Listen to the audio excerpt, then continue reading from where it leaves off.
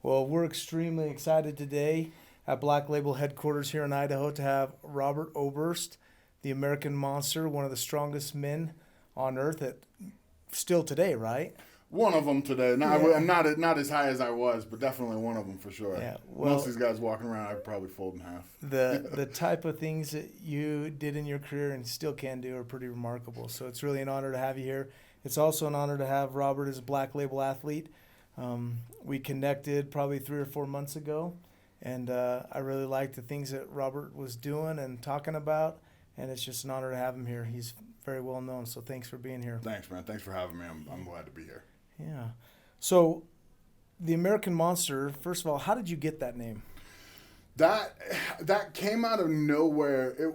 My nickname has been Obi since third grade. My last name's Oberst. It started off as Obi-Wan Kenobi, and then over the years melted down just to Obi. My closest friends would just be like, "Oh," like it gets shorter and shorter the closer we are.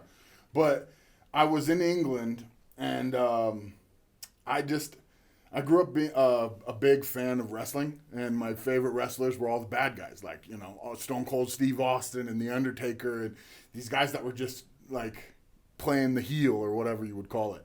And so we're in England, we're doing this show, it's sold out. I think there was 14,000, 16,000. There's a lot of people there, a lot of people, and every single guy going has the same story. Every strongman's like, "Oh, I just want my mom to be proud," and da-da-da-da, and they're just sweet guys. And yeah, I feel that way too. I want my mom to be proud and all that. But we got to show the other side of the coin a little bit, right? So I decided that I was going to play the heel for that show, and I went out there. And I think the first thing I said was, "Your queen is inbred. You guys all suck." All this stuff. The one that made the big clip was they're like, "Oh, well, how are you liking your trip to England?" And I was like, "Yeah, aside from the women, the weather, and the food, it's great," And I was so proud of myself. That came out of my mind right off. No thought, no nothing. It just, the rhythm went really well. So that day, I'm out there just ripping these English fans like a whole new one. They loved it. Afterwards, they were so excited to meet me. They were so happy I gave them. I don't know how you want me to cuss on here or not, but there was a lot of English love for the American C word, we'll say, and they love me. So halfway through that show, the announcer, I was coming back out for a log press, and he goes, "And here he comes again, that American monster," and I was like, "Oh, that's the one right there, boom!" And then from that moment on, I just ran with it. As far as strongman goes, I think I was one of the first to heel out really hard, like to just kind of be the bad guy. And now you see it's all over the place. Like half the guys are bad, half the guys are good. But yeah, it came from that. I think that same show, right after that, we were celebrating. There's a referee from World's Strongest Man, and my mind is blanking on his name right now for some reason. Legendary, very well respected. The first referee from World's Strongest Man. Gregor Edmonds is the new referee, is his son. So he's Mr. Edmonds, but I can't remember his first name. I'm glad I remember Edmonds. But he was the referee at World's Strongest Man for the first 20 years. And then he got cancer, and his son took over. And so it's still very family oriented. Everyone's really close, and everyone cares very much. He was getting his Lifetime Achievement Award that day. And so they get him out there, and he's got this box that's distributing medicine to him. He has to hold on. He's got this oxygen thing in his nose. He does not look like he's doing the best, but everyone's really happy to see him. He hasn't been out in a long time. So I walk out there, I think it was right after he called me the American Monster, and I talked a bunch of more trash. I walk over and I take his beer out of his hand. And he's drinking a plastic cup, a nice dark ale for the show. I take it from him and I chug it and I throw the plastic cup at him. Oh my gosh, the fans, they had to give me personal security because they were trying to get in the back. They were trying to get in the hotel. We were eating dinner and they arrested a guy who was trying to break the window of the hotel to get at me. Yeah. But it was all set up. Mr. Edmonds came up to me afterwards. He gave me a really big hug. Again, I won't say exactly what he said. I'll censor myself. But he was so sweet. He was like, "That was so glorious. It was so great. You were really glorious. That was so amazing." So I don't want people to think I actually insulted a guy that was going through cancer treatment and stuff, but it was. So you earned that name, the American Monster. Yeah, I think I got hit with 3 beer bottles that day, one in the head, a couple in the body, and I think that's my stripes right there. Yeah. Yeah. So I went back and watched a few videos, and another. Probably one of the most watched videos of you is in a competition where you call out Ed Hall and basically say, "Hey, you're done. Your career's over." Same show. Same show. Same show. And you go do 7 log presses, and sure enough, you do beat Hall, and you go over, you grab a beer off the ground, chug the beer, throw the cup, just like that, and had a great interview. Yeah. And just your personality, I can see exactly why people gravitated to you as a strongman, just because you had that kind of like Ric Flair, WWE type thing. For real WWE, yeah. That you brought to strongman, right? Yeah, for Super sure. entertaining. I did. I will take credit for that. I will never say I was the strongest or I was the greatest. I was strong. I'm happy with how I ended up. As far as in the strength world, my numbers, whatever my legacy is, I'm so good with that. I never expected to be this. But what I will take credit for and what I'm very proud of is the entertainment side of strongman. Strongman, the only people thinking about entertainment were the people filming. The strongmen, they just tended to be these guys who trained in their garage by themselves and didn't talk much. They were kind of like the stereotypical meathead versus like a wrestler, or you see guys, even other guys who are used to being on stage, like guys who train for Olympics and stuff, like real amateur wrestling or like sprinters, all these guys, athletes that are used to people watching them. They're much more comfortable and confident. They're looser and it's just more fun to watch. Like I love watching Ray Lewis play football. But I think Ray Lewis is entertaining, warming people up before a football game. Right. Like, I just saying that gave me goosebumps. Like,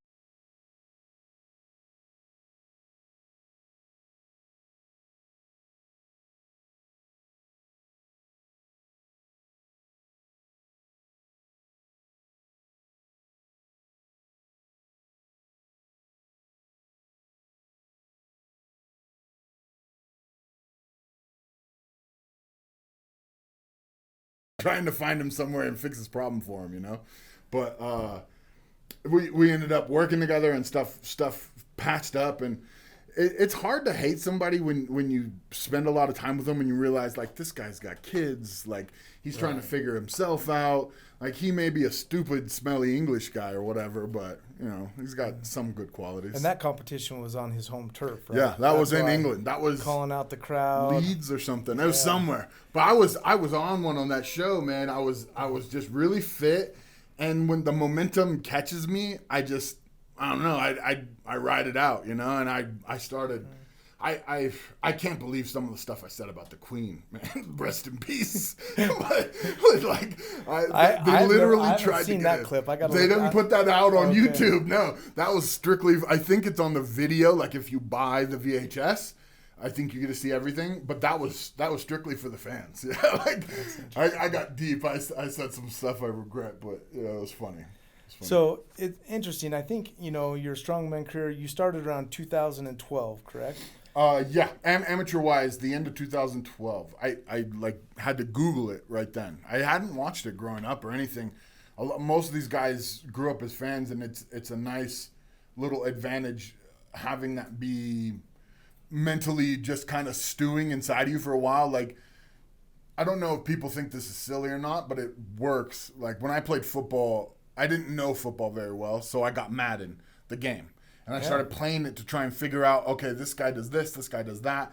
The same thing with any sport. The more it's in your face, the more you see it and think about it, the better you are. Your mind is already prepared, like, oh, like that guy takes a short step when he does that thing, or this and that. So I had to start all of that at the end of 2012, and I just became obsessed the same way with any other sport, where I'm watching hours and hours and hours of game tape. I always say this, Brian Shaw is the greatest strongman of all time, strength athlete of all time.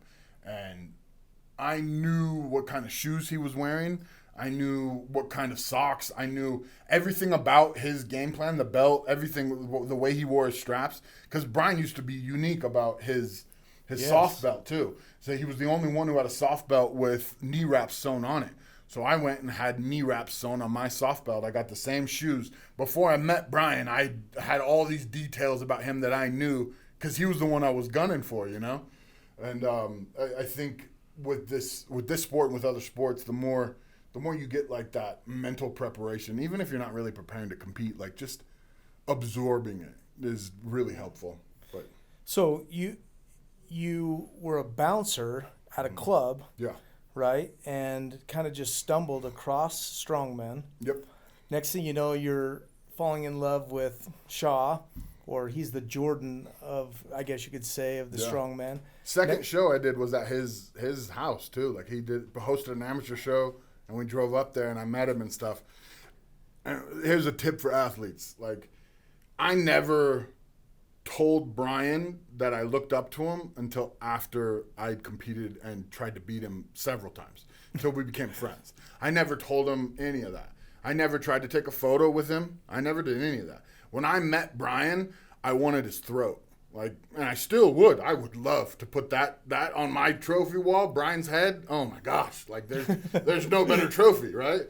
I get so excited talking about this stuff, man. I love competition. And when someone wants to be great, a young athlete out there, if you want to be Jordan, you want to be LeBron, you want to be whoever in football or whatever, you go out and you meet these people, you go train, and you get a lucky opportunity to go to a camp and meet somebody that's great or something else. Don't fangirl. If you're a fangirl, you're a fan. Like if you're not trying to be a fan, you're trying to be an athlete, then don't act like a fan. I did not act like Brian's fan.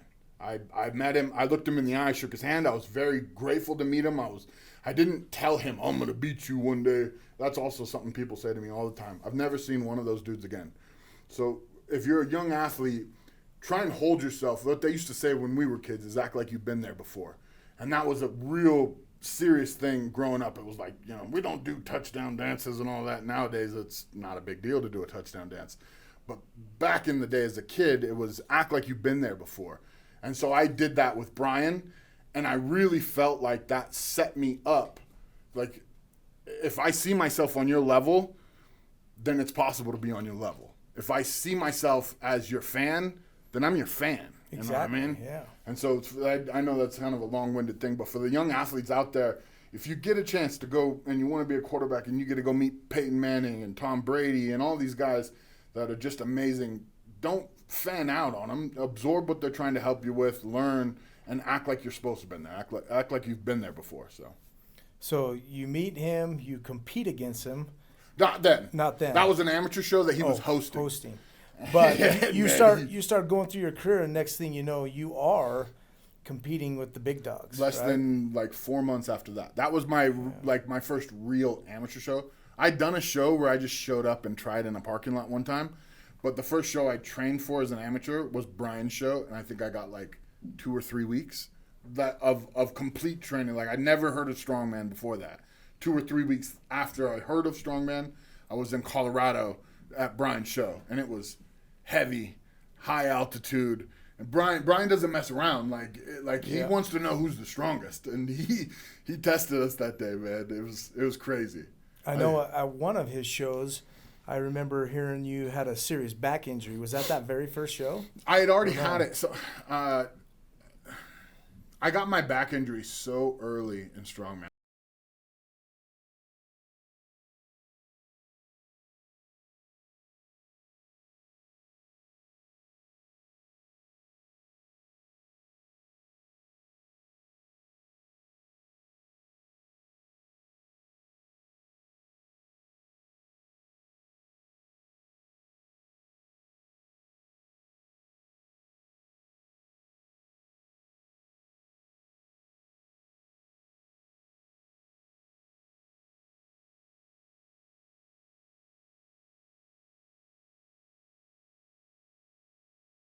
Junior college record of hang cleans with 4 1/4, so 455. straps. So it wasn't my grip that did it. I had straps on. But that's a heavy hang clean for a kid who's 19, 20. You know what I mean? That's a heavy hang clean for anybody. So I was strong. I'd earned it, but my low back was not ready for deadlifts. And automatically, right away, like the first couple times pulling, I could pull 800 pounds because I'm already built up. And I remember that first big pull, 400 kilos, 881.6 pounds. And get it right over my knee, and I feel my back just shift. It goes like a big audible popping, and it felt like my butt slipped, like I was on a slip and slide, and my butt slipped to the side, and my back moved to the right. My legs both went numb right away. Boom. Like my legs didn't come back to me. I didn't lose the numbness, I think, for like almost 3 months. I was standing there, like I couldn't believe what was going on, and then they were moving on to the next lift, and the guy hosting the show was like, all right, we're going on to a yoke, and it was like 1,000 pounds or whatever. And I was like, we're not going to warm up or anything? He goes, you should be warm, you just deadlifted. It was a car, wasn't Old school. No, that one was a yoke. The car was in Australia. I've done the car in Australia and in LA at Worlds. Australia, Arnold's show, the car, and that was awesome. It was like an old taxi. Really cool. Get to run that in front of Arnold. And then I got to break the American log press record there and all this stuff to beat Eddie. It was nice. So you had the log press record at what, 465? It was 465. Then someone took it and then went back up. I took it back at, I think the last one I had was like a hair over 470. It was like 471.6 or 470.6. It was like right there. And I had that one for 2 years. Then it got broke by 1 kilo. And then right now it's up. It's been broken now twice. So it's up 2 kilos from when I had it. And honestly, that's the one that gets me because I could get that. I could take that. If I was like, for the next 3 months, I'm not going to like travel and do any other stuff. I'm going to take 3 months, focus on log press. I could go take that log record right now. And I don't know for how long I'll be able to say that. It's like, it kind of bugs me that I'm not doing it. It's just strongman, man. They just don't take care of us. It's like putting the rest of your life on pause. Right. And I've done that for 10 years, and I'm so scared that you want to jump out while you're still floating, right? You don't want the ship to pull you down with it. And a lot of these guys, like you see old boxers that can't talk straight, and a lot of these strongmen can't walk straight. A lot of these power lifters or even bodybuilders, you look at the greatest bodybuilder of all time. Yeah. Lightweight, baby. Yeah. You know? He's a monster. Yeah. And can't walk. And that guy's like legend. Like on both sides of that coin, where it's strength world and aesthetic training, he is a legend to both sides. So like you see like so many of these guys that do that, and I just don't want to be that. I don't want to be the guy who's chasing it, and it just keeps feeling like the universe and the world keeps telling me that I'm done. I would train and I'd feel great, and there'd be a family emergency, or I'd blow out my ankle. I don't know. It bothers me. It definitely bothers me. The log press bothers me because that one's still on the table. So I won't say I'm done with log press, I guess, but yeah. But that's your event. That's press. My baby. Yeah. That's my one. I broke the very first time I ever touched a log. I broke the amateur world record just in my friend's gym the first day.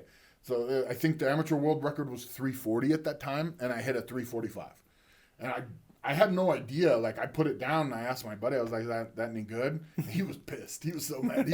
He'd been 2 years trying to turn pro, never got his pro card, and he was big like me, built like, he looked like my twin brother, big, strong football player. We played together, and he was a strong guy. It was just, that's where the cards fall sometimes. So officially, you announced, I think in 2022, that you're retiring from Strongman, right? Yep. I can see in your eyes and in your goosebumps that the log press and some of those things still eat at you. I'm a competitor, man. I am just through and through. Since I was 6, there's like other people, they work and they need a vacation, right? Like, I go deal and talk with people or hang out at the pool or whatever, I need to go be competitive to shake that off. Like I'm the opposite. I get refilled and replenished by competition. So there's no way I'm done being competitive. I'd love if it worked out right and get a shot. I tried to do it with Brian at his show.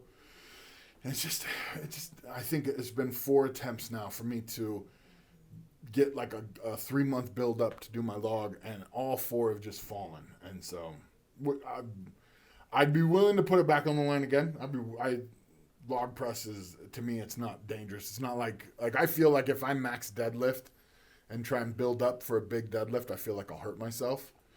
I don't feel like that with logs. So one of your most popular viral videos is when you talk about deadlift on Joe Rogan's show. Yeah. One of the most misunderstood videos too. I love that video though. Yeah. I love to work out. I love to lift. I'm also a former collegiate athlete like you, Mm-hmm. and the deadlift, it is what it is, right? But is it functional? Is it safe? Numbers have something to say about it, you know? Exactly. Or, like, if you don't want to believe the numbers, you can just stroll around any NFL, NBA, MLB locker room and find out if they're deadlifting. Yeah. And that's the thing that when you were interviewed by Rogan, when you said that, it's very, very true. Even in a collegiate weight room, when they are doing deadlift, they're using a hex bar or something different. Exactly. Side handle. Front bar, that's the only wording I wish I would have fixed, because, like, I got so much hate for that. Did you really? So much hate. Well, I agree with you. Yeah, well, 99% of the hate I got, people didn't even know what I was saying. Yeah. That's the internet, right? Like, they just flipped out because the title says, one of the world's strongest men says don't do deadlifts. So, but like, yeah, no, it's not even debatable. It's such a silly thing for people. As soon as people say something to me, I know they didn't watch it, because, like, if you did watch it, there's no debate. Like, you can talk to Brian, you can talk to Eddie, you can talk to the people who run World's Strongest Man, you can talk to anyone you want, and if you say the things I said, not what you think I said, if you say what I said, they'll be like, yeah, obviously. I mean, obviously there is a place for deadlift with a bar in front of you and things like that, but and some people can do that and do it really well. They Right. learn from being young. But if you're training to play football, if you're training for a certain thing, that's not necessarily a movement that needs to be a high number in your repertoire. Or a high weight. Right. It has no purpose for that. Yeah. None. If you're talking about, like, the jack-up machine, well, I don't even know the technical name, but they built those for football where you're standing and you got the press. Yeah.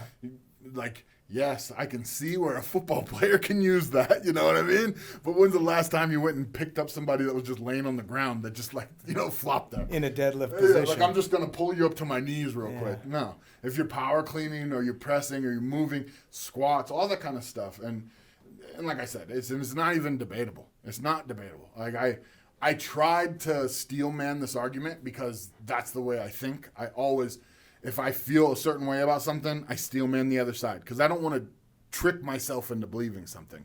But with this, I tried, man. I reached out. I have a bunch of friends across the NFL. I have a couple friends who played basketball a lot professionally. And so, like, I reached out to all of these guys, and I think I reached out to about like 20-ish people. One of my buddies deadlifted when he played for the Atlanta Falcons for 2 workout sessions, I think he said, across 2 weeks. And that coach was a new hire that got fired literally 3 days after that. Yeah. He's never done it again. Like, literally, he has a long career. He's Andy Levitri. Look him up. Oh, yeah. Well, the highest paid lineman to ever play NFL. He comes from my area. So he lived with my cousins when we were kids. I knew him as children. We grew up around the same stuff. So I reached out to him just like, do I got this wrong? Just because I was getting so much flack.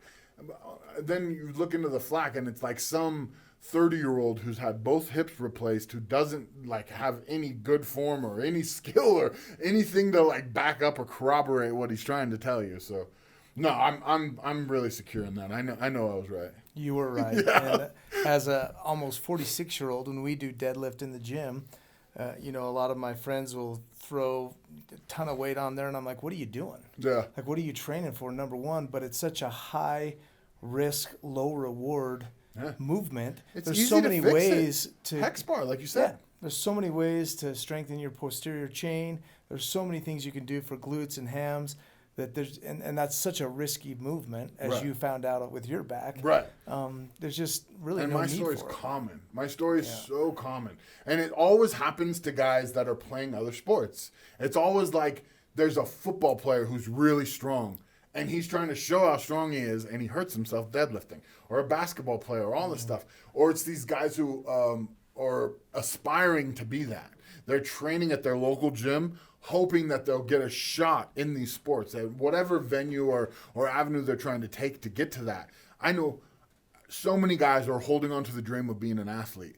And to those guys, the risk is extreme, because you also don't have anyone around you being like, hey, today we're actually doing like athletic lifting. You know what I mean? Yeah. We're not trying to be the best at lifting weights. We're trying to be athletes. So I think more people need to hear that, man. And I wish that, like, because I articulated it enough for people to understand. I did kind of wish I would have said the hex bar thing, or like elevated. That would have been a nice little extra piece to add. But other than that, I was very on point, and I just wish like people would put like an actual legitimate headline on the video or something, like. But that's the media, right? Yeah, you're not going to get the clicks. Yeah, you're not going to get the clicks. But then I wouldn't get all the emails. Well, I'm willing to take the arrows and the slings. I agreed with you. Yeah. And I've had back issues and back injuries, and there's, like I said, it's just too high of a risk movement for the reward. Well, did you ever do it for college sports? Nope, never. Very rarely. Yeah. And I'm telling you, you can run the gauntlet with that question. You can ask anybody who you've ever heard of as an athlete. If they're good enough that you've heard of them, guaranteed they're not done this way. And that movement is not being done in NFL gyms, NBA gyms. Right. It's just not. Because soccer, those guys are worth millions of dollars, and there's other ways to strengthen that exclude that. So. And you're talking about people who will do Oklahoma drills. Like I remember when the Ravens were really crazy. Not a lot of people do Oklahomas anymore. And if you don't know what an Oklahoma is, you should YouTube it. It's just basically you line up 4 or 5 yards apart, smack head to head. Another high risk, low reward drill. Yes, exactly. It's really where you find out who's got the gumption on the team, and that's about it. Who's got gumption and who can still see straight when their bell's rung. That's really all you find out. Yeah. But like there were teams still doing that. Like in 2016 or whatever, when we had that interview, because I had people tell me like we would do Oklahomas, but we wouldn't deadlift. You know, it's like it is absurd that people didn't like that. But and in today's world with concussions and all those things, those type of drills have gone away because the risk versus reward it just isn't there. Right? Yep. They used to think like, oh, you get tougher by not giving them water until dudes start falling over dead. And you got that guy who played for the Vikings who was like one of the best linemen of all time, never got a chance, and just because they were like, oh, no, we're going to toughen you up by, you know. That's right. Basically killing you. So that brings me to your past, right?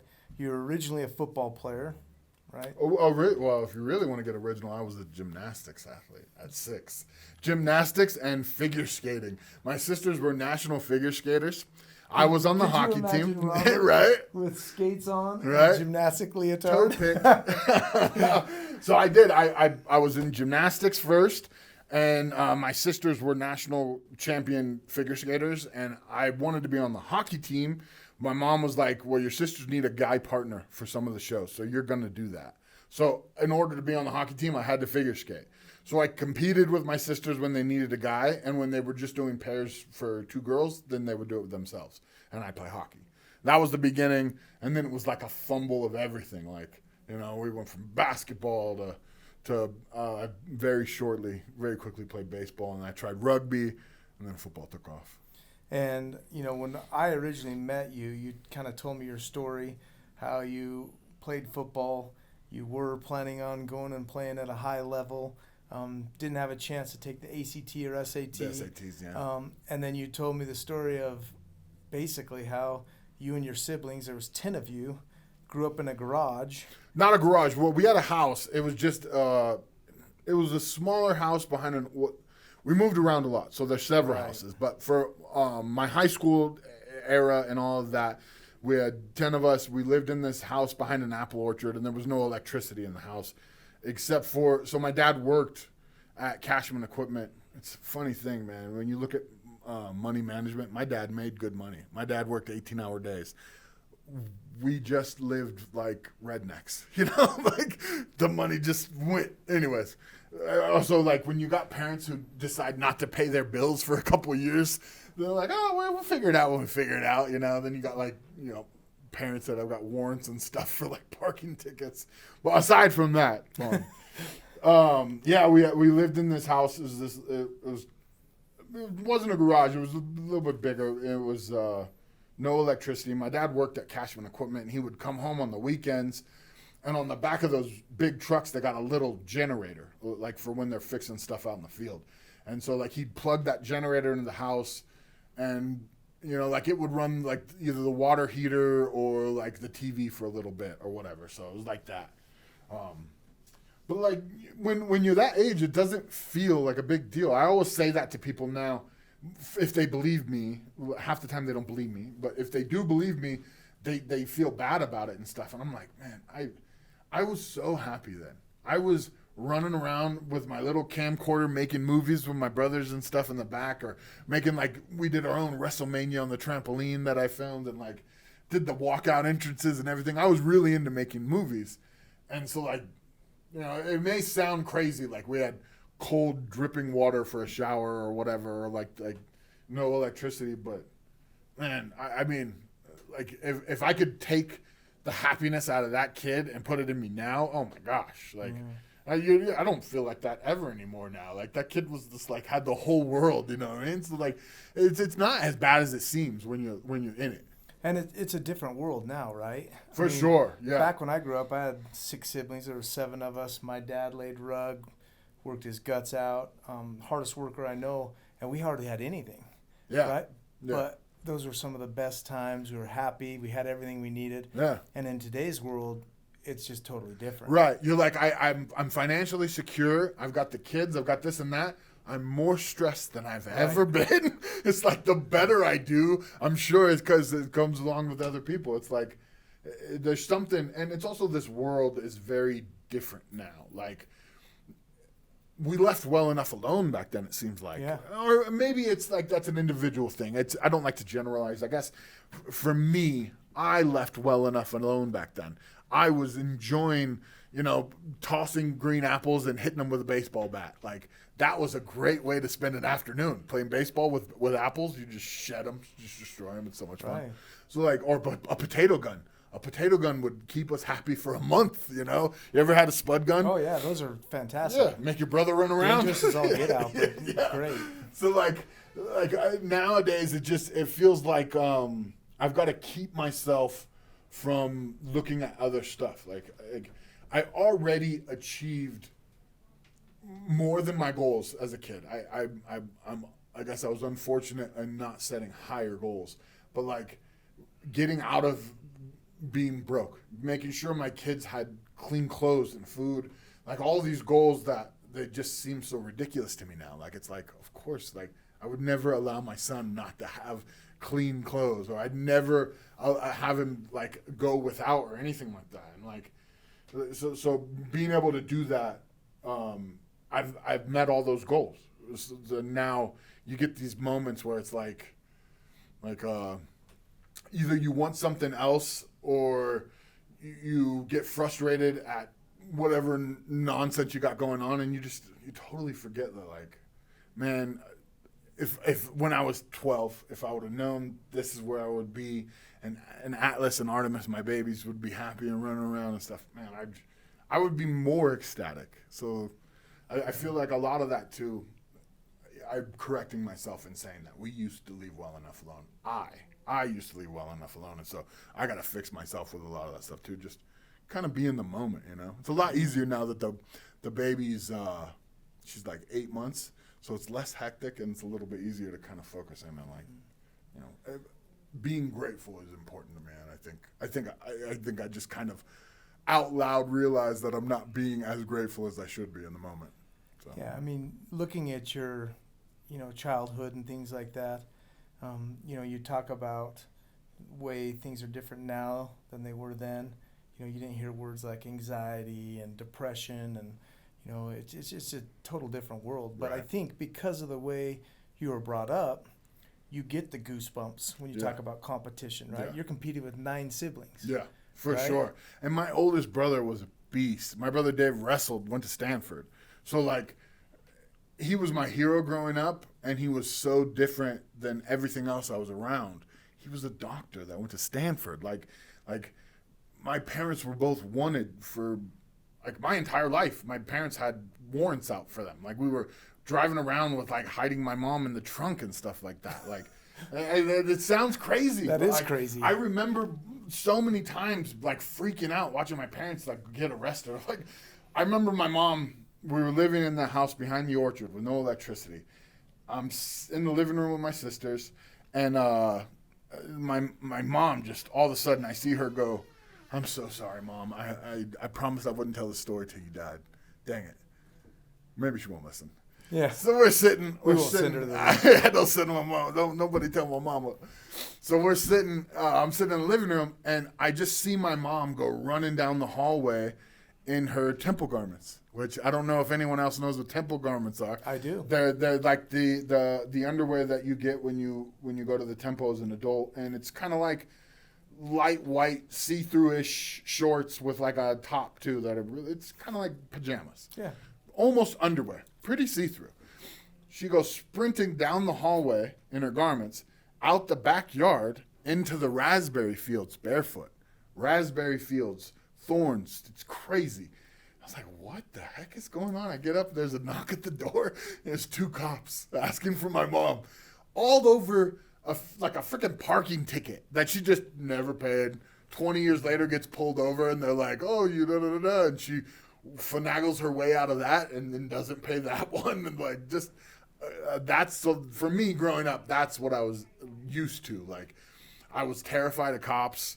I always thought that like you gotta have this like panic feeling and stuff. To this day, when I'm driving, if I see a police officer, I get this jump in my heart.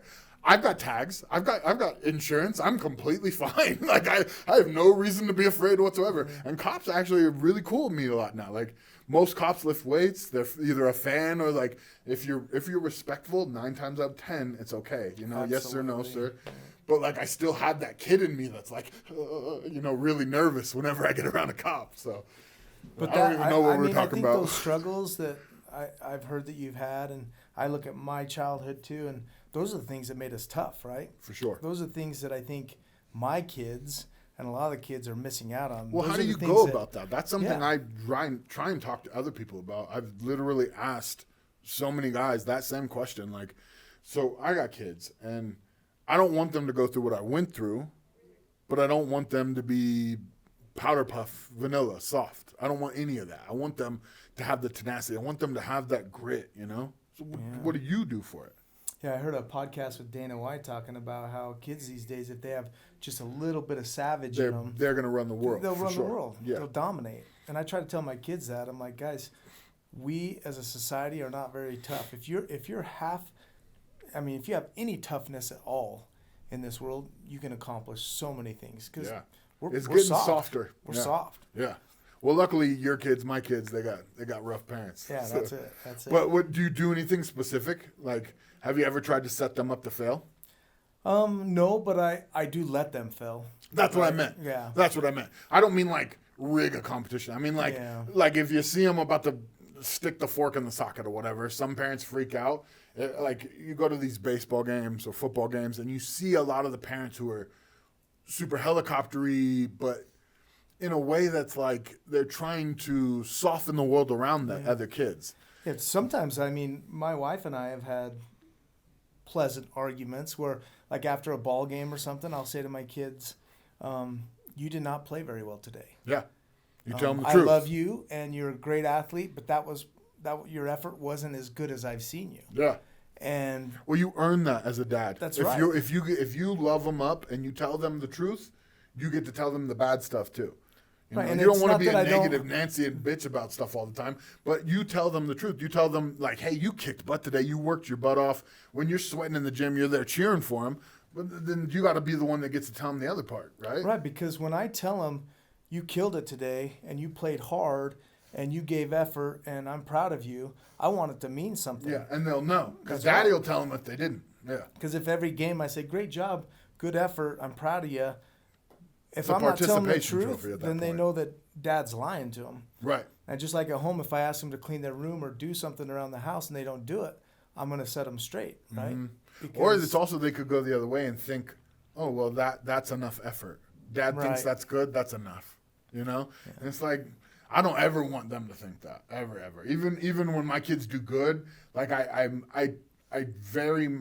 got a lot of chances to coach. So like I learned a couple things, and one of the silly things that really does work is the 2-to-1 that people talk about in coaching, where it's like you either sandwich criticism with compliments, Right. or you do the two before. Just there's something about the way we work as people, and it's also just the right thing to do as a person when you're trying to help someone. Like if you see, hey, this guy's really, maybe his attention is off, but he's got his footwork on point, or this or that. Like you want as a coach even, or as a parent, to see the good as well, and then it gives them something to hold on to, that they're like, oh yeah, well, hey, I at least had this part in check. This next little thing, I'll get that in check, and that's the way I try to do it, at least, you know. And one of the things that really excited me when I originally spoke to you was your desire to coach kids, teach kids, raise your kids the right way. And I think as a society, we need more men like you to step up. I mean, yeah, your past, obviously you had a tough childhood, not perfect, but you're happy, Yeah. right? You learned a lot of things from your struggles, and you want to take those things and build young men and young women and help them and train them and coach them. And I have very similar desires, but part of training, loving, and coaching is being honest with kids. Yeah. And I know the one thing that gets to my kids more than anything is when I say, hey, I love you, you're great, and I mash the compliments, but then I say, Yeah. but I was disappointed in the way you talked to Mom. Yeah. Because when I tell my son that I'm disappointed in him, I can see it in his eyes Yes. and in his heart. Yes. And And that's you respect. have to earn that. Like you wouldn't have that if you weren't you the entire time, right? You don't become like the dad that you want to be all of a sudden. Like that dad is there when they're babies before they remember. That dad is there when they're 2 and 3 and you really got to be patient and it's not really their fault. That dad's there when they're 5 and 6 and they're really learning, like, you know, you're not supposed to pull your sister's hair. You got a little bit in you that tells you to do something wrong, that kind of stuff. That dad's got to be there for all of that to then be there and them really want your respect, and for them to, like, you get me a little choked up, for them to look at you with that adoration and to feel like, oh, I hurt Dad, like I can't do that. That's when you know you've done it, and it doesn't pop in, like I'm saying. Like that didn't happen on that conversation. That happened all the years leading up to it.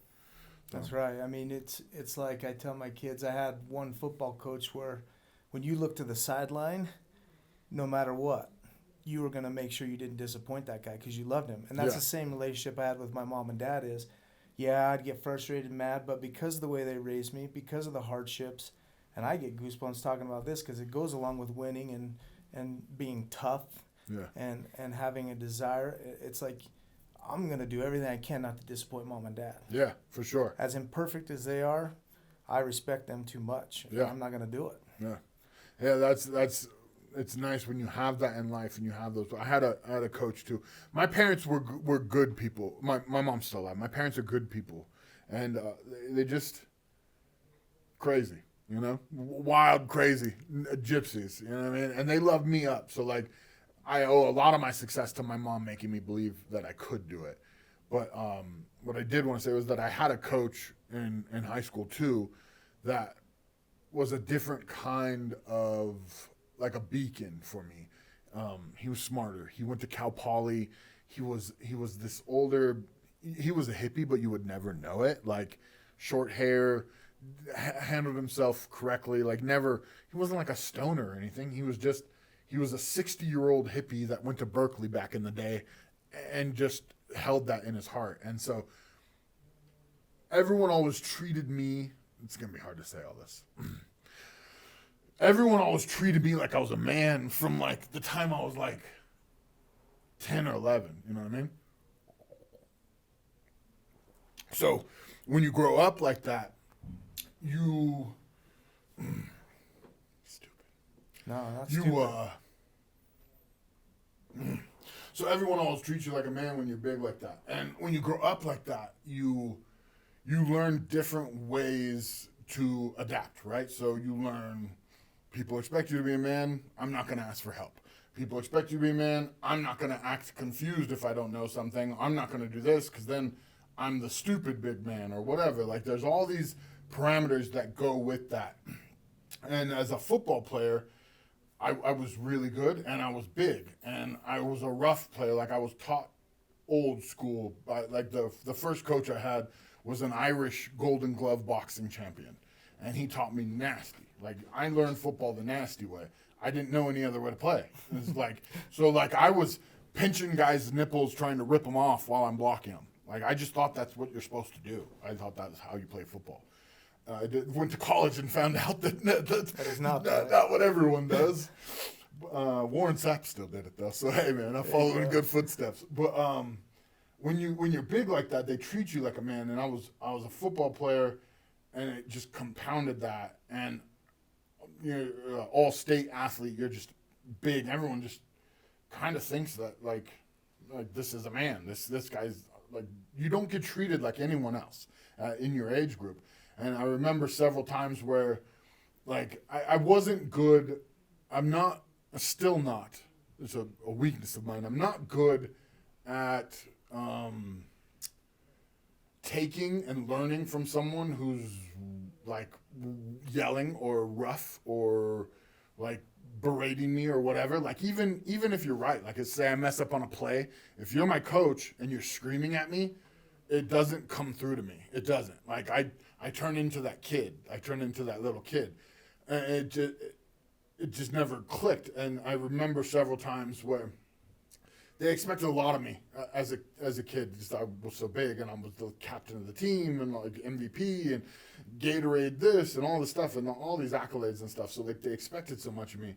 I remember one game, we were supposed to beat the crap out of this team, and we ended up barely squeaking by. And the coach was really ticked off at me, even though he thought I went out the night before, but I wasn't with the group of guys that did, but he thought I had. And so like he brought us all in for a team meeting, and he rips into me like you'll never play on this field. You think, because I had already agreed verbally to go to Nebraska at this point. I was going to be a Cornhusker. And he goes, you think you're going to Nebraska with play like that? And just rips me. And at the end of every film session after a game, for all your super special plays or whatever, you'd get like a candy bar or whatever. And after every game, I always had like a bag of candy bars because it's like all game. I'm putting people on their back. I was just a big brute, you know? So like I had like this handful of candy bars, and he threw them at me across the room. And like I almost started crying. I like put my head down. I didn't know what to do. I was like shaking. I felt like my dad was a really good dad. He was a good man. He was just a scary guy. And when he would yell, it was scary. My dad was in Vietnam. He was a biker, gruff. And he had big forearms from working on trucks all day. And he had an attitude of somebody who didn't like what he did for a living. You know what I mean? And he was gruff. And so, like, when he yelled at me, I felt like that. Damn, it's so hard to say this. And, You're all right. Take your time. I was on a roll, too. I had lost it. So he yelled at me. I remember sitting there in that little desk, and I was like, scared to even, like, go up and get it or whatever. Dang it. And Coach Dorfman, Mark Dorfman, one of the greatest men in my life. Stupid. You're good. One of the greatest men of my life. He stood up. He walked over there and picked all that stuff up, and He handed it to me, and in front of everybody, he said, I can't remember. It didn't even matter the words. I don't remember the words. There was something about, like this guy is the heart of our team or something like that, you know? And when he did it,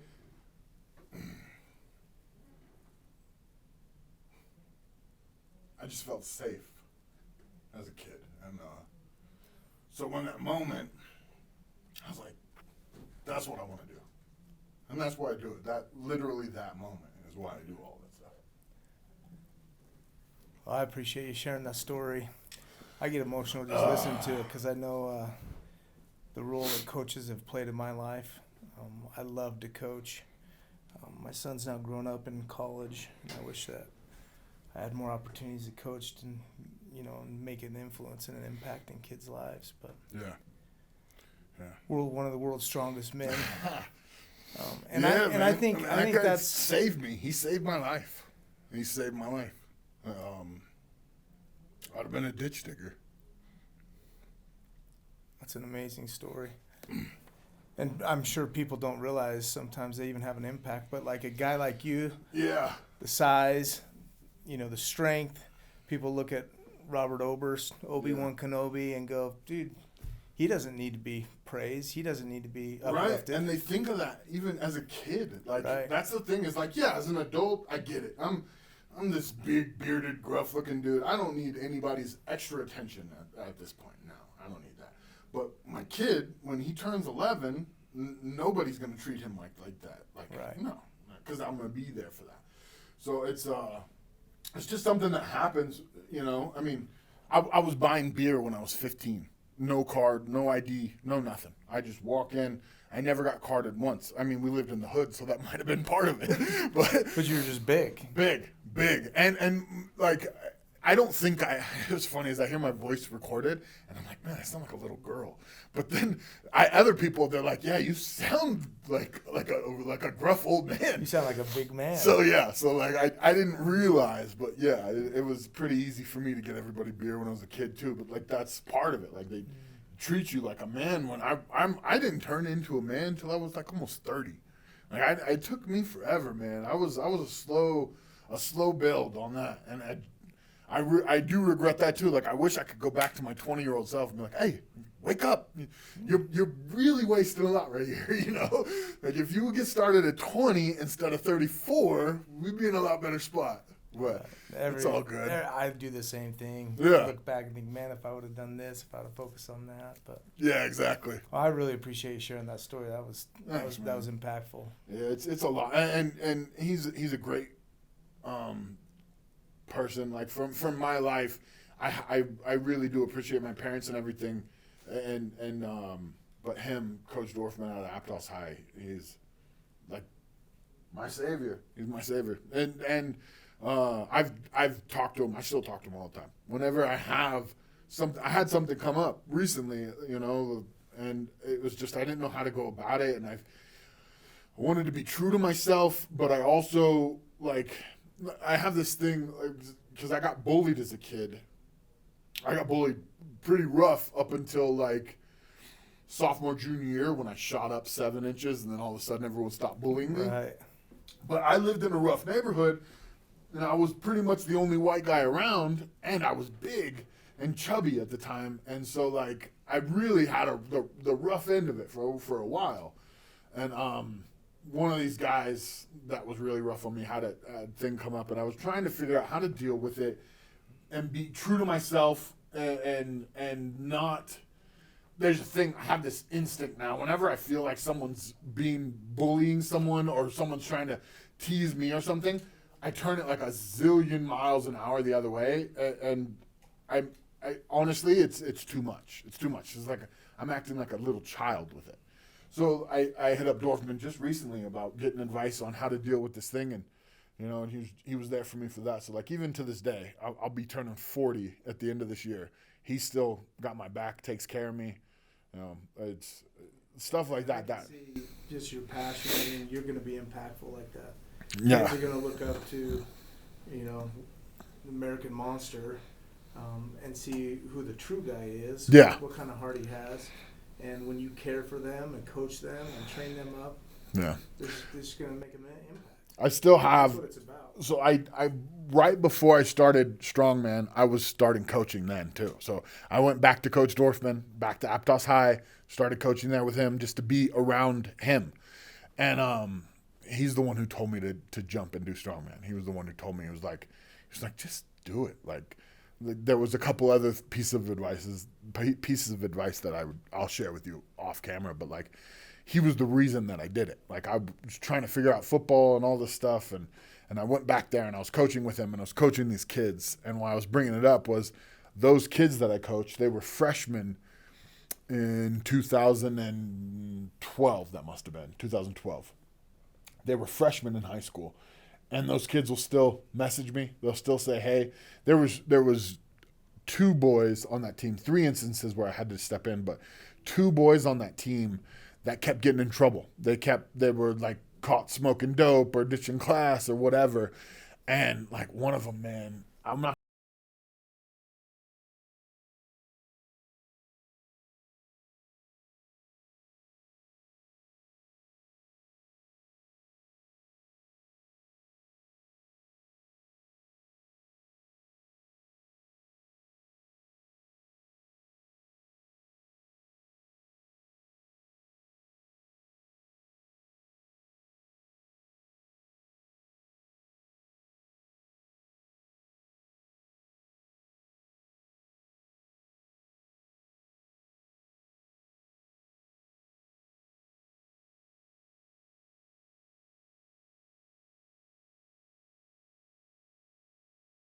And I remember we had a new coach at the time come to Aptos, Coach Blankenship, who was millions of championships from Texas, like a really good, well-known coach. And he's like, "Yeah, you know what? I believe in you. I believe in him. Let's do it." And he let me fight for that kid and get him back. That kid's senior year, he was the team captain. He was on the honor roll. He went to college. Like, he didn't play football in college, but who cares, right? Like, he wasn't going to go to college. He wasn't going to, like, find himself until however long down the road like I did. It took me until I was an old man until I figured myself out. Like, he's actually ahead of the game the way that I was hoping that I could have been, you know? So, like, in 1 year, I felt like I still touched all these lives and all that stuff. Like, there's so much you can do as a coach. And to me, like you said, when they message back or they talk to you and stuff like that later, it's all worth it. Yeah, it's so cool. It's like, what are your goals? I know you're doing some acting. You're on the HBO series. Yeah, Righteous Gemstones. Acting and stuff is fun. I love doing that stuff. That's been my passion since before sports, honestly. Like I was saying, I always had a camera. I used to write movies, and I was a drama kid. I wrote plays. I was in plays, and then fell out of that stuff and then became an athlete. But like, that's my passion. I like doing that. As far as like work, I enjoy that more than anything I've ever done. Like, getting to entertain and pretend and do that stuff like that, to me is a ton of fun. But I'm doing my best right now. We're trying to set up almost like it's kind of like a boys and girls club. So I spent a lot of time. It was a boys and girls club or like the YMCA, and we would always be in there because it was free for kids. And so I'd like to set something like that up for local kids where it's not just about sports. Like, I understand, like, when people see me, they think weights, they think sports, they think whatever. I want them to feel like they can come in and they don't have to do sports. They can come in and we can study. I want areas for kids to get their homework and stuff done, and that's going to be a requirement. Like, you can't be flunking out of class and come play games with Obi. Well, I'll come in, I'll sit with you, and we'll study, that kind of stuff.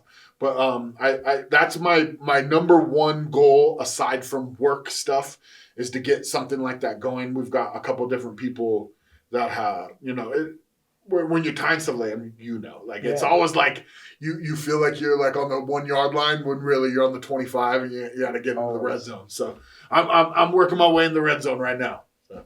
Good. So you want to continue to act? Yeah, I would. I would love to continue acting and making my own stuff. We've got a couple little things that we've worked on. I really like writing. I like writing. I wrote for a couple magazines for a while. I wrote a bunch of different like weightlifting pamphlets or books or whatever, and then I've got this. Well, we already said we wouldn't talk about it, but I got this book that I've been working on for freaking ever and stuff. So like, I really like writing too. I'd be happy to do like a little bit of writing for something too, like as far as work goes. But yeah, work is just going to be what's going to be. And I'm going to do my best to try and get that kids club started. I think we'll call it Little Monsters. I think that's the name we're going with. But, Strong and Pretty Little Monsters. Yeah, something like that, right? And so that's like the passion, and everything else, it just kind of falls in line with it. I would love to do that. A lot of things are possible, right? There's so many things like that I've got in my head right now that I'm like, oh no, we talk about that, we say this and that. There's a lot of things that I'm really would be excited about coming together, but we'll see. The one thing I'm going to make happen is the Little Monsters spot, though. Absolutely. For sure. If we can help in any way, definitely, man. We get closer to it. The mission of Black Label Supplements is to help athletes and individuals at all levels not only eat nutritiously, but to supplement their nutrition and to help them win at whatever level they're at, right? Yeah. Whether that means recreational, professional, whatever that is. So and one of the biggest stated goals for us is I want to change the culture of Idaho. Like I want the culture. There's a lot of things that could mean. What it means to me is a winning mentality of with like, when you go to sports here versus like I lived in Texas for a long time and I lived in California for a long time. And when you go to a football game in Texas and you hear the way they talk, when you hear the way that the players talk, the way that they carry themselves, that's what I want. I don't care if we get better. Athletically. I don't care if all of a sudden 10 kids from Idaho are on the Gatorade all team or national team or whatever. And that would be great. It's amazing. And I guess saying I don't care isn't correct. What I'm saying is the real goal is to have people showing up and act like, you know what, like this is what we do. We came here to work. I came here to kick butt. We win, lose, draw. We're going to come back and line it back up and get in the dirt. Like that mentality, it's just all over when you're in Texas. It's all over when you're in California. It's their lives. Like those kids, they feel like that's everything. And it doesn't have to be everything, but I would really like if Idaho took another couple steps. We're growing in population. We're growing like as far as if you look at the way that the world is adapting with not just social media and YouTube and all that stuff, but like communication between like, have you ever heard of Huddle? Oh, yeah. So stuff like that. We have all these tools now. There's no reason why the kids in Idaho shouldn't get the same education athletically as the kids in Texas, the kids in California. Absolutely. There's not a single reason. We've got it across the board. And if we could get kids to start walking and talking and acting like, hey, we are athletes, not like, oh yeah, we'd like to play. It'd be fun. Like to play football. It's cool. The guys. So in Treasure Valley, the Huskies. I can't remember what school it is.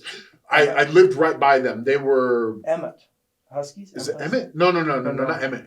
I'm in Meridian. Oh, in Meridian. So I think they're the Huskies. That could be off, but the high school that's right next to where I lived before I bought my house. The high school there, they were the champions. They were undefeated.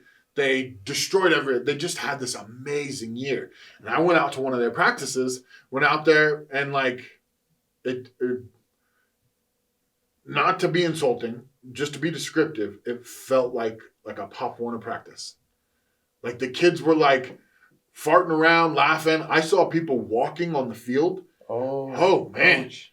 Walking on the field. Dude, I couldn't believe it. Like even linemen know. Linemen have their strut they fake, right? Yeah. That's out of respect for the coach. The fat man wobble, That's out of respect. You're not supposed to walk. Even if you're a giant, overweight kid who's out of breath, you move your shoulders. They act like you're running. So everyone knows that you're respecting that field. And it's just little stuff like that. Or when you go in, all the other kids are like, oh, you're on the football team? Oh, yeah, that's cool. Well, guess what? When you start kicking butt and all of a sudden you've got all these kids that have opportunities and they're winning and they're feeling good and there's this culture of championship mentality, all those kids are going to be like, wow, you're on the football team? That's what I want. That's what I want. I want, whether it's football, basketball, underwater basket weaving, I don't care. Like, I want people to have the competitive mentality here that in the top areas where they're plucking athletes like it's freaking Christmas or whatever. I don't know. I started that without knowing. Yeah. They're like plucking these kids out and it's like, oh, you're going to the special school in Florida where all the athletes go. It's like MGM, whatever it's called. Like all that stuff. So like the high school sports has now become what college sports was when I was a kid, where it's like, it's serious. There's a lot more on the line, a lot more pressure for sure. But like you also have complete academies for high school kids that are just wanting to play sports. Becoming a business. What's that place called? It's in Branson. Yeah, I know what you're talking about. IMG Academy. And that's not the only one. That's just the one that people talk about. There's hundreds of those. And not that means anything other than we're a step behind in athletic culture. And I would like us to step forward. We're 5 years behind. Yeah. And I'd like us to step forward to where maybe we're not going to be California and Texas, but we can try and bang with Florida. That's another 2 levels above Nevada? us. Yeah, Nevada. We should be eating Nevada's lunch. You know what I mean? But you got a program like Bishop Gorman. Bishop Gorman's amazing. People just move there to breed football players. For sure. Okay. And in California, they had all these schools that it was like that too. But the thing is like when I was growing up, we lived in a surf and skate town. Like it was lame to play football. This is surf and skate, bro. Santa Cruz, like skate or die, bro. That's what life was. And so freshman year, we go in and start crushing. We go beat our crosstown rivals. Haha, Andy Levitri, if you're still watching. We go beat our crosstown rivals. We do all this stuff. Haven't done that in 20 years. All of a sudden, all the surfers and skaters are like, whoa, bro, you guys are great, man. Gnarly. You know, like it was like a total flip. We will go to school on Fridays in our jerseys for the game, and you're treated like you're a celebrity. So that then bred more winners, more and more. That's my high school now is a dominant football school. And literally before us, it was a joke as far as football. It was surf skate. We had one cross-country runner who was really good. But like other than that, we were the school right by the beach. Like no football players go there. Yeah, man. I could see you on a surfboard. I did. I longboarded for a long time. I skated for a long time until I got like 7th or 8th grade when I was 300 pounds. I kept snapping boards. Yeah. And then I snapped my ankle too. So, but I had a 13-foot longboard I'd surf with. It was like at least 200 pounds. And carrying that thing to the beach. But you get out there, it's like you're on a canoe, you know? Got it. So nice. So I have one last question for you. I'll try and not ramble on about it. This is I saved this one for the end. Okay. Because it has to do with your friend Eddie Hall. Did you see him on the 2-versus-1 MMA? Yeah. And what are your thoughts on doing MMA? Would you do it? I've always wanted to do MMA. I wanted to do MMA before Strongman. So watching the first UFCs, like the originals, I've got to meet Hoist a few times. I saw a video of you like grappling with it was his idea. And I told him, I was like, do not hurt me. I was like, I know you can hurt me. I'm a former wrestler, and I mean, he's a legend. Yes. For you to be able to grapple with him, he let me do that. Cool. He did. He let me do it. He was threw him over. Yeah, he was like, do this. And I was like, all right, like Hoist, that was super cool. But don't. I'm not gonna try and be rough. You don't have to prove anything with me. Like I know you could grab my neck. Don't grab my neck. You know, it's like I know who he is. I watched him. Like so, I had a lot of respect. And my dad was so excited to meet him that day. My dad's done a lot of things with me. My dad had done a lot of things with me, and one of his biggest things was getting to meet Hoist Gracie. That was a really big deal for him. That's cool. But yeah, I've wanted to do MMA forever. Like that to me, that's the ultimate test. Not MMA, fighting. So it's a little embarrassing, but I liked to fight as a kid. That's one of the reasons I bounced and stuff. Is just, to me, it was a fun thing to do, and I always thought it'd be cool to challenge myself like that. It just doesn't seem like there's a real venue for a 400-pound strongman to do it. If there was going to be a legitimate opportunity, Eddie would have exploited that years ago, and obviously there's not. He's fighting dwarves and women, whatever he's doing. Did he even get paid to do that 2-on-1 fight? I don't know. As far as money goes, I don't know. I know there's a lot of shady business. Him and Thor fought. Nobody got paid. They set up another fight, and with the same exact people for some reason. And I told Brian when it set up, I was like, bro, you're not going to get paid. And he's like, oh, I'm not going to do it if I don't get paid. I was like, well, then you ain't going to do it. And then a few months later, it all got canceled because luckily, at least in that situation, Brian was not going to go through with it until he found out about the money. But I've had people hit me up. I've had offers to do slap fighting, but I'm not going to do that. I don't want to do slap fighting. I would like to have a real MMA fight with somebody who would be a legitimate challenge. I guess I wouldn't. I don't know how to word it. Excuse me. I would love to get a chance to So I worked with John Jones for years. I would love to have a chance to, we messed around, like that, just pushing, shoving stuff. Sweetheart of a guy, never got serious. But I would love to him to hey, let's go spar, and him to give it a 3 out of 5, just for me to feel where it's at. I don't have any, aside from John Jones and the guy who escaped slavery and won the UFC title and then left and fought Tyson Fury. What's his name? Oh. The monster. Come on. We got to say his name. What is it? Logan Paul. No. You want to fight? I would love you to beat up Logan Paul. That'd be awesome. No, I'd love you to hurt that guy. Francis Ngannou. Yeah. Legend, right? So I would love to get a practice session in with them to feel it. Aside from guys like him and John, I have no fear of your big biker, scary looking dude, the guy who looks like me. Those guys, I have no fear of any of that. I've done that stuff, and as a bouncer, that's what I had to deal with all the time.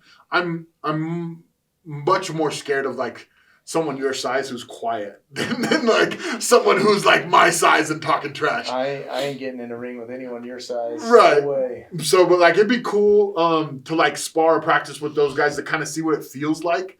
But a fight, I would love if Brian would fight me. I would do it. I love Brian. Brian and I are very close friends. It would not be a hate fight. It'd be a fight. I want to see who's. Let's weigh and measure each other. Let's do it. That's, to me, that's how I see it. That's how I say, when I compete, I always say we're being weighed and measured by the gods. That's how I feel. And to me, I got goosebumps just saying that. Oh. That's how I feel about it. And so to me, Eddie, Brian, Nick, any strongman, big guy like that who would want to fight, I would love to do that. And it doesn't even have to be about hate. I just want to measure myself. If I'm going to do that, I don't want to do it at 65. Right. I want someone to say, hey, let's do it. It doesn't even have to be big money, really. It doesn't even have to be in public. I'd like to measure myself, and I've been trying to figure out a way to do this for a long time. It doesn't seem like it's going to happen. I would happily do this, in a closed gym. Just quiet, me and Brian and me and Eddie or whatever. Let's just throw down. I'm not. If you go limp or I go limp, you're not gonna hurt me, right? We're not gonna hurt each other. But let's just throw. I don't think anybody will do that. I've tried. That's hilarious to do that because most guys I know just don't want to go throw with somebody. Just when I saw the Eddie Hall throw 2-on-1 fight, I was like, it kind of seemed like gimmicky a little bit because the guys were. You're being nice by saying a little bit. I was like, if you're gonna do it, let's do it. Yeah, for sure. But I also, just to give Ed credit, I do think he wanted to do the real deal too. He was serious. He was trying to do the real deal too, and it just fell through. So Ed's not like avoiding a fight. I don't think he would like. I would happily do it. Like, let's go to Brian's gym. We'll close the doors and no cameras, and let's all just for fun. You know, like I would love. I would love to do that. For fun. I grew up like that, man. Like, okay, well that's. I like that. Like to me, that's plus. I'm my best friend in high school, and this is, I can't tell you how many people have had this story.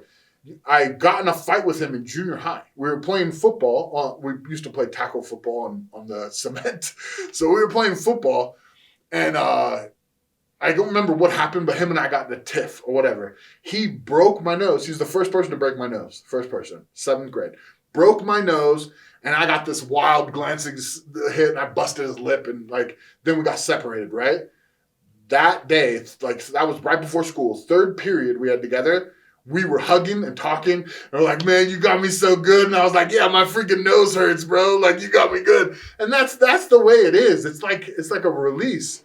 But yeah, I would love in a friendly way. Oh, for sure, I do better under the lights anyway. Like, I'm a competitor. You're a showman. Put the lights on, and I like it. I think that's what made you so popular in Strongman. You're a showman. Yeah, for sure. It's fun. You make it fun. Yeah, right? And I do better under the lights because of that. And I don't get nervous. I don't get any of that stuff. But yeah, I'd do it. I'd line it up, no cameras. Just I honestly, I feel like I got a tick. Like, I got to do it. Like, I would be so disappointed if I never got that chance to do that. Like, we'll put on gloves. Nobody's going to get hurt. You heard it here first. He wants to fight. Anyone out there, get him in the ring. Not anyone. You got to be at least a professional strongman, or who's that guy, Tom Havland. I love you, buddy. Like, I'm not calling people out that I don't like. You're a beast. Any beasts out there, we don't have to film it. Let's just do it ourselves. I'll buy you dinner. Well, Robert, we really appreciate you being here. Super excited to do a lot of stuff with you as a Black Label athlete. We love your goals. We love that you're here in Idaho with us. A huge honor for me just to have you here, not only to be an athlete, but just to interview you. Super impactful to me. Your emotion as a strong guy. I've watched you for many years. And it just means a lot to me that you'd spend time with me sitting here at Black Label. Yeah, I appreciate it, man. And supporting the kids of Idaho, too. That's important to me because we always try to give back. So we'll be looking for you to do big things on the big screen. I'll invite you to the gym brawler, right? No cameras, just you guys. I look forward to having some good opportunities with you. So thank you for coming. Me too. Thank you guys so much for having me. Thanks, Robert.